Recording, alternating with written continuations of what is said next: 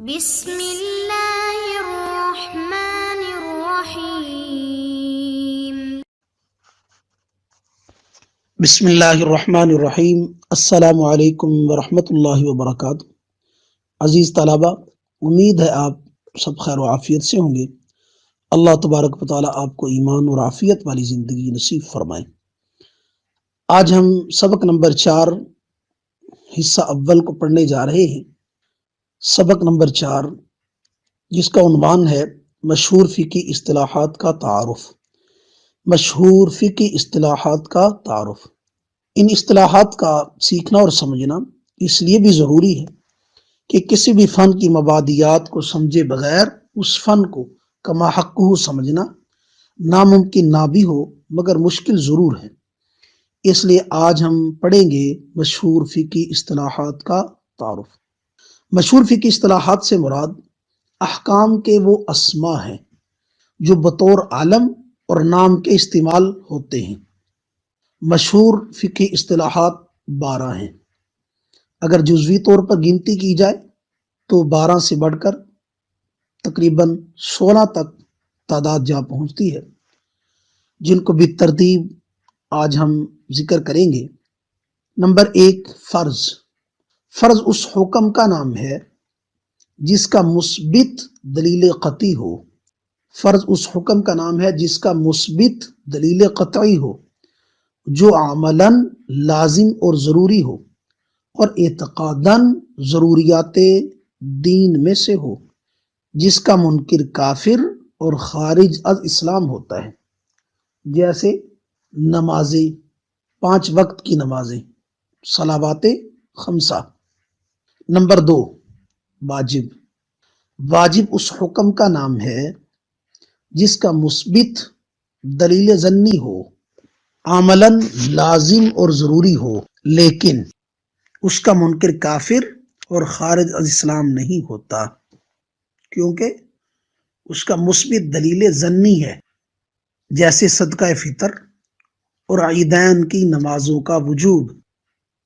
Note, یہ بات یاد رکھیے گا کہ فرض اور واجب کی جدا جدا الگ الگ دو جو مختلف نام رکھے گئے ہیں، فرض اور واجب، یہ تقسیم صرف فقہائے احناف کے نزدیک ہے۔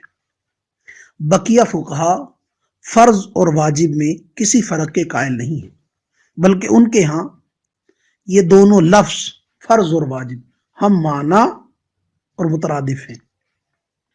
نمبر 3، تیسری اصطلاح ہے مندوب یا سنت۔ مندوب یا سنت۔ علم فقہ کی اصطلاح میں مندوب اس حکم کو کہتے ہیں جس کی بجا آوری شریعت میں مطلوب ہو، مگر اس کی بجا آوری کو فرض یا واجب کی طرح عملاً لازم قرار نہ دیا ہو۔ اس کا کرنے والا قابل مدح اور نہ کرنے والا قابل ملامت نہیں ہوتا۔ اور یہ بات بھی یاد رکھنے کے قابل ہے کہ احناف کے علاوہ بقیہ فقہا مندوب کو سنت، نفل، مستحب، تطوع، مرغوب احسان یا حسن بھی کہتے ہیں۔ لیکن عند الاحناف مندوب کی 2 قسمیں ہیں عند الاحناف۔ نمبر 1، مندوب مؤکد۔ نمبر 2، مندوب مشروع۔ مندوب مؤکد اس مندوب کو کہتے ہیں جس کو شارع نے بغیر عذر کے ترک نہ کیا ہو۔ مندوب مؤکد اس مندوب کو کہتے ہیں جس کو شارع نے بغیر عذر کے ترک نہ کیا ہو، جیسے جماعت کی نماز وغیرہ۔ مندوب مشروع۔ نمبر 2، مندوب مشروع اس مندوب کو کہتے ہیں جس کو شارع نے بغیر عذر کے بھی ترک کر دیا ہو، جیسے جمعرات اور سوموار کا روزہ۔ مندوب مؤکد کو سنت مؤکد بھی کہا جاتا ہے، اور مندوب مشروع کو سنت غیر مؤکد بھی کہا جاتا ہے۔ البتہ فقہا نے لکھا ہے کہ بعض مندوبات ایسے بھی ہیں جن کا چھوڑنا کراہت سے خالی نہیں۔ بعض مندوبات ایسے بھی ہیں جن کا چھوڑنا کراہت سے خالی نہیں۔ نیز مندوب موقت کو مستقل چھوڑ دینا بھی کراہت سے خالی نہیں۔ مندوب موقت کو مستقل چھوڑ دینا یہ بھی کراہت سے خالی نہیں۔ نمبر 4، حرام۔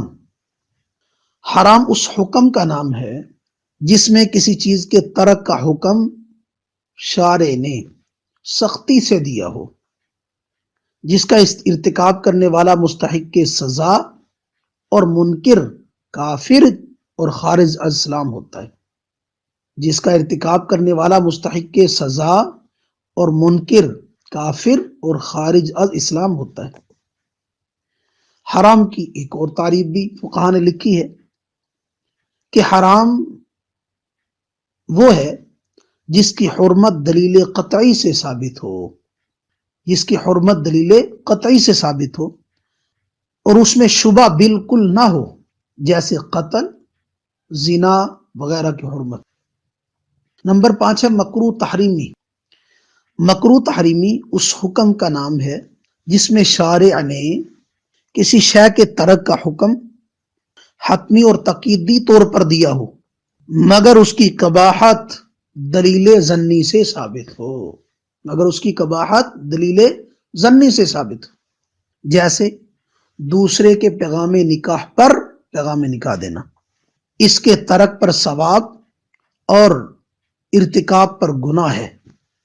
نمبر 6 مکروہ تنزیہی۔ اس حکم کا نام ہے جس میں شارع نے کسی شے کے ترک کا حکم دیا ہو مگر مطالبہ ترک بہت سخت نہ ہو۔ مکروہ تنزیہی اس حکم کا نام ہے جس میں شارع نے کسی شے کے ترک کا حکم دیا ہو مگر مطالبہ ترک بہت سخت نہ ہو، جیسے بلی کے جھوٹے سے وضو کرنا وغیرہ۔